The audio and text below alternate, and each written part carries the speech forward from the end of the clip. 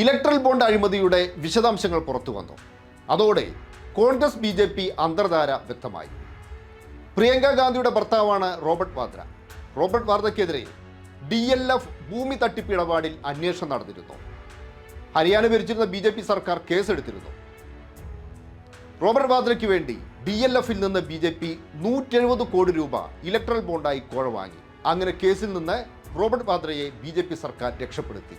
ഇങ്ങനെ ചുരുക്കി പറയാം, കോൺഗ്രസ് BJP ബൈ ബൈ.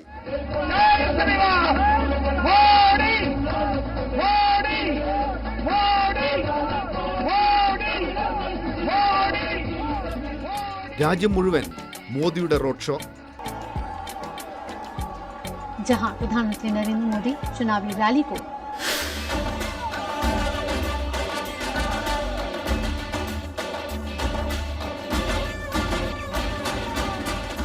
രാജ്യത്തുടനീളം രാഹുൽ ഗാന്ധിയുടെ ഭാരത് ജോഡോ യാത്ര. പക്ഷേ മോദിയും രാഹുലും തമ്മിൽ ഒരു അന്തർധാരയുണ്ട്.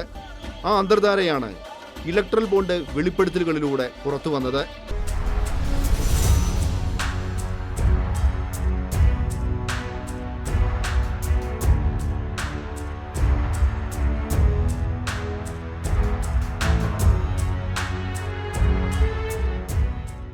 കോൺഗ്രസിൻ്റെ തന്നെ പ്രമുഖ വ്യക്തികൾ, വക്താക്കൾ BJPക്ക് 170 കോടി രൂപ ബോണ്ട് കൊടുക്കുന്ന നില ഉണ്ടായിട്ടുണ്ട്. ഇതെല്ലാം വിചിത്രമായ സംഭവമല്ലേ? കോൺഗ്രസിൻ്റെ പ്രമുഖ നേതാക്കൾ ഉൾക്കൊള്ളുന്ന ഒരു കുടുംബത്തിൻ്റെ സംരക്ഷണത്തിന് വേണ്ടി BJPക്ക് 170 കോടി രൂപ ബോണ്ടായിട്ട് കൊടുത്തു എന്നുള്ള കാര്യം ഇപ്പോൾ പുറത്തു വന്നല്ലോ.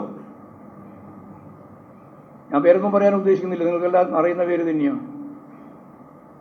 അപ്പോൾ യഥാർത്ഥത്തിൽ എന്തൊക്കെയാണ് നടന്നുകൊണ്ടിരിക്കുന്നത് എന്നുള്ളതിനൊരു വിചിത്രമായ കാര്യമാണ് ഞാൻ ഇവിടെ പറഞ്ഞു വെച്ചത്. ഇലക്ട്രൽ ബോണ്ടുകളെ ഇടതുപക്ഷം എതിർക്കാൻ ഒരു കാരണമുണ്ട്.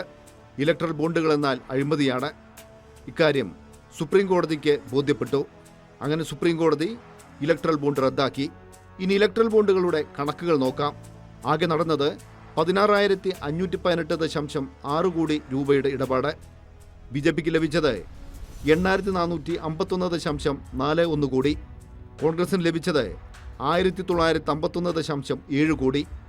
ഇനി BJP കോൺഗ്രസ് അന്തർധാര എന്തെന്നറിയണമെങ്കിൽ റോബർട്ട് വാദ്രയുടെ ഇടപാടുകളിലേക്ക് പോകണം. രണ്ടാം UPA സർക്കാർ ഭരണം നടത്തുന്ന കാലം. രാഹുൽ ഗാന്ധി കോൺഗ്രസിൽ പിടിമുറുക്കി. ഒപ്പം പ്രിയങ്ക ഗാന്ധിയുടെ ഭർത്താവ് റോബർട്ട് വാദ്ര പ്രധാന ദല്ലാളായി വളർന്നു. റിയൽ എസ്റ്റേറ്റ് ആയിരുന്നു വാദ്രയുടെ പ്രധാന മേഖല. 2008 ഹരിയാനയിലെ ഗുഡ്ഗാവിൽ റോബർട്ട് വാദ്ര 7.5 കോടി രൂപ കൊടുത്ത് 3.5 ഏക്കർ കൃഷിഭൂമി വാങ്ങി. ഹരിയാന അന്ന് ഭരിച്ചിരുന്നത് കോൺഗ്രസ് ആയിരുന്നു. ഭരണസ്വാധീനം ഉപയോഗിച്ച് കൃഷിഭൂമി വ്യവസായ ഭൂമിയാക്കി മാറ്റി. പിന്നാലെ ഇതേ ഭൂമി 58 കോടി രൂപയ്ക്ക് DLFന് മറിച്ചു വിറ്റു. ക്രമക്കേട് ആരോപിച്ച് അന്ന് BJP സമരങ്ങൾ സംഘടിപ്പിച്ചു. ഹരിയാനയിൽ ഭരണമാറ്റമുണ്ടായി. BJP അധികാരത്തിൽ വന്നു. 2018 ഭൂമി ഇടപാടിൽ ക്രമക്കേടുകൾ ഉയർത്തിക്കാട്ടി വാദ്രയ്ക്കും DLFനുമെതിരെ ഹരിയാന BJP സർക്കാർ കേസെടുത്തു. ഇനിയാണ് ട്വിസ്റ്റ്. കേസിൽ നിന്ന് രക്ഷപ്പെടാനായി വൻതുക കോഴ നൽകണം. ഇതിനായുള്ള എളുപ്പവഴിയാണ് ഇലക്ട്രൽ ബോണ്ട്. റോബർട്ട് വാദ്രയെ രക്ഷപ്പെടുത്താനായി DLF 170 കോടി രൂപ BJPക്ക് ഇലക്ട്രൽ ബോണ്ടുകളായി കൈമാറി. 2019 ഒക്ടോബർ മുതൽ 2022 നവംബർ വരെ 6 ഘട്ടങ്ങളിലായാണ് 170 കോടി കൈമാറിയത്. പിന്നാലെ റോബർട്ട് വാദ്രയെ കുറ്റവിമുക്തനാക്കി ഹരിയാന BJP സർക്കാർ കോടതിയിൽ റിപ്പോർട്ട് നൽകി. അങ്ങനെ പ്രിയങ്ക ഗാന്ധിയുടെ ഭർത്താവ് റോബർട്ട് വാദ്രയെ നരേന്ദ്രമോദിയുടെ BJP അഴിമതി കേസിൽ നിന്ന് രക്ഷപ്പെടുത്തി.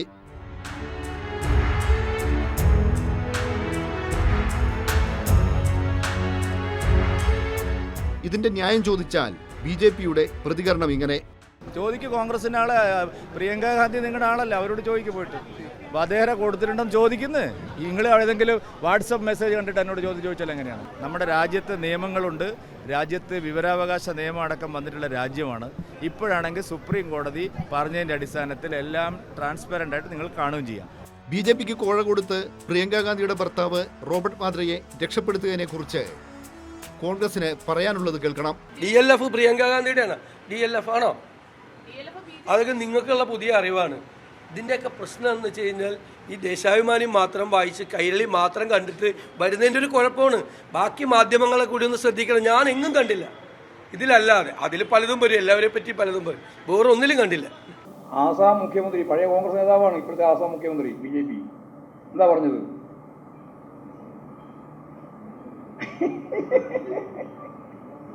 അതായത് കോൺഗ്രസ് BJPയുടെ സ്ഥിരം നിക്ഷേപമാണ് എന്നാണ്. സ്ഥിരം നിക്ഷേപമാണ് എന്നാണ്. കേഡർമാരെ എപ്പോഴാണോ ഞങ്ങൾക്ക് ആവശ്യമായിട്ട് വരുന്നത് അപ്പോൾ ഞങ്ങളതിൽ നിന്ന് എടുക്കും. ആസാം മുഖ്യമന്ത്രി പഴയ കോൺഗ്രസ് നേതാവാണ്. ആ കോൺഗ്രസ് നേതാവാണ് BJPയുടെ ഇപ്പോഴത്തെ അവിടുത്തെ മുഖ്യമന്ത്രി. ആ മുഖ്യമന്ത്രിയാണ് പറയുന്നത് കോൺഗ്രസ് BJPയുടെ സ്ഥിരം നിക്ഷേപമാണ്.